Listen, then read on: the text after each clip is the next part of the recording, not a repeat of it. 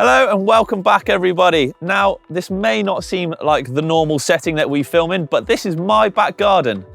Obviously times are quite tough out there and a lot of us are not able to get out on our bicycles, and the poor old mountain bike here has been sitting dormant for a little while now, but don't worry, I'm here to help. Today we're going to be looking at how to make a training program. Now in this, I'm going to be showing you guys sort of how to structure it, how to plan it, where you can make it, basics, all sorts of bits and pieces that are really going to help you get through either the winter or these tough times at the moment with just a little bit more structure.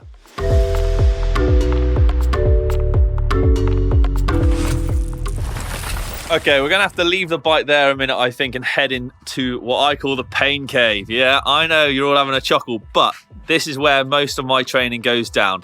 I've got everything set up in here that I could possibly need, and let's take a quick look. Right. We're in. So I've got the turbo set up behind me here. Some sweat has been dropped there, I'll tell you that for sure. And what's this? Let's have a closer look at what I've prepared earlier for you guys to help get you through organising a bit more training. So what have I prepared earlier? Well, this is it, the masterpiece. I know, it's pretty special. What this is basically a fairly simple breakdown of my week. Now, obviously, everyone's week is different and everyone has different things that they need to do and different priorities. So this isn't set in stone. You don't need a big old whiteboard to do this on. You could do this on a spreadsheet on your computer, plain old piece of A4 if you want to keep things simple. But it's just a really good way of looking at the entire week and breaking it down into time sections as well. So first up, let's take a look at how I've divided this week up. Well, we've got AM, lunchtime, and PM. 3 parts of the day, which I think most of us can do a workout in one of those parts of time, be it a quick gym session at lunchtime on your work break, or in your break if you're working from home, before work, and obviously when most of us can, after work. Now obviously across the top, I've got Monday through to Sunday as well. So I'm pretty sure, unless you're some full-time athlete or have a lot of spare time on your hands, we've covered most of the times that people are going to be able to train. So let's take a look at Monday first. Now, obviously following on from the weekend when a lot of people will do a lot of their riding, but we'll get to that. I've got it, for me, penciled in as a rest day, basically all the way through the day. No exercise, morning, afternoon. In the evening, I might do some stretching, just if I'm feeling a bit tight, bit tired from the weekend sort of thing, but just to keep me limbered up. But yeah, just to recover, take it easy, eat well, sleep well, like just mentally sort of wind down as well and prepare for the week ahead. I'll take Monday as a rest day. Moving on to Tuesday. Now in the morning, I'll still chill, but like if you're at home or if I'm at work, I'll go to the gym at lunchtime. Obviously, if you've got more time on your hands now, then you might be able to do a midday session, you know, something worth thinking about. And then in the evening, so about 5:30 later on, whatever works best for you, I'll get a proper training session in. Now, I'm not gonna really touch on what training you should do because that's for a whole nother videos you'll have to keep your eyes peeled for. But yeah, definitely sort of some form of like turbo or structured training session in there. Outside when you can, but at the moment, yeah, on that turbo, like I said. Wednesday, for myself, I'll structure this so that Wednesday is a fairly low intensity day. What I've got in here is a mountain bike ride.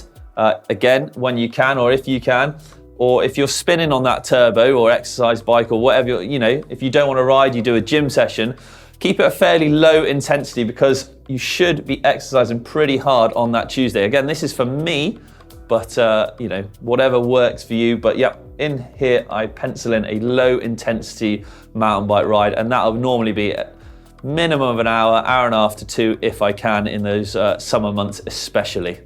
Well, the week is flying through and we're already up to Thursday. Thursday, again, we get to a high intensity day. Now, I know I may look like a weatherman pointing to my board here, but it's really helping me sort of keep track of what's going on. So it's a good way I recommend doing. But yeah, Thursday for me, I'll have a gym session and a ride. The ride is going to be another high intensity structured training ride, and the gym is going to be a pretty tough session in itself. A little tip here is if you are doing both of these sessions in one day, then try not to make the gym session too leg intensive, as it's going to ruin you for your bike ride. Focus on maybe upper body or core, or if you are doing legs, then have a real think about sort of low weight, high rep sort of stuff. Nothing that's just going to smash your legs to pieces, and then when you hop on the bike, you're just going to struggle, and yeah, you're not going to get no gains from it. Another thing worth noting is that this isn't set in stone. Like I said, this isn't like the be-all and end-all. You don't have to stick to this. Given the timing at the moment, you might want to switch stuff around. Whatever works best for you. You might find yourself doing a ride in the morning if that's when you prefer to do it, and a gym session in the evening. Like I said, it's not set in stone. This is just a really good way of laying things out and really keeping on top and a sort of a structured plan that you can stick to. Friday then, week's gone by, the working week is done. Hallelujah, I hear you say. Well, you'll be welcome to know that I here pencil in another rest day. You know, we lead pretty busy, hectic lives these days, so resting the body and the mind, I think, is really important. Again, I might just put a stretch in at the end, like after the day, but you know, this is really optional.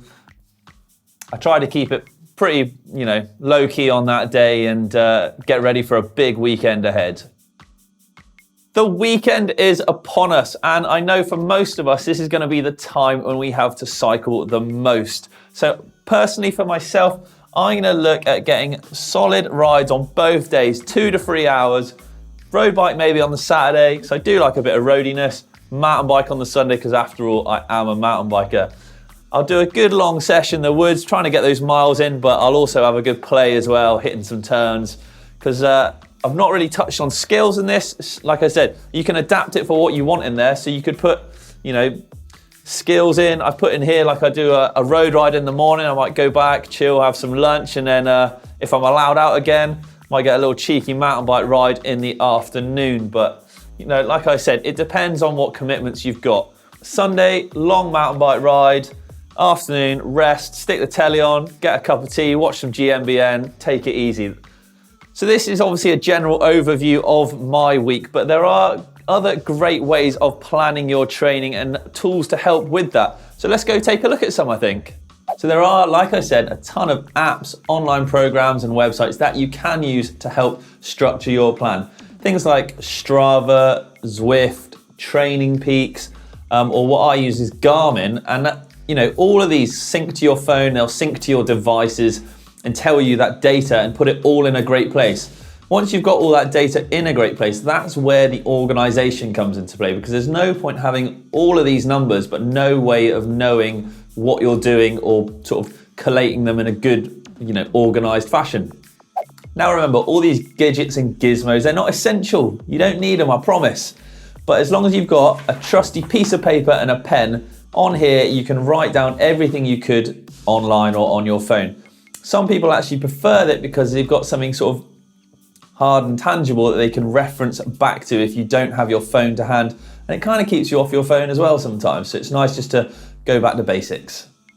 So earlier on, when talking about my own plan, I touched on the fact that I will do some strength work and some stretching. This is not only a great idea to obviously build up your power, but also it's going to help you stay limber and avoid injury, hopefully. Now, I think it's time we got out of here and went to another area of the pain cave where I like to do a little bit of my other workouts and go have a look and see what I do there.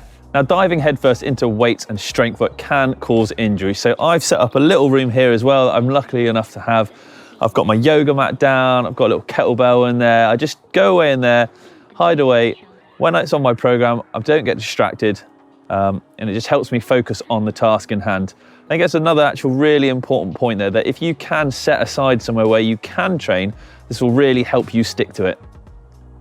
It's worth noting also that it doesn't always have to be gym work or yoga work. You can really mix it up with other types of training. So things like climbing, getting out running, swimming, low impact, stuff like that.